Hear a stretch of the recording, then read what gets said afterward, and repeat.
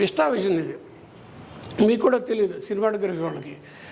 ఇప్పుడు ఇదేదండి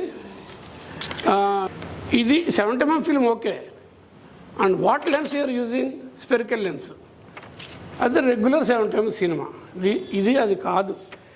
ఫిల్మ్ ఇది తీసుకొని 65mm కెమెరా, 70mm కెమెరా ఉండదు.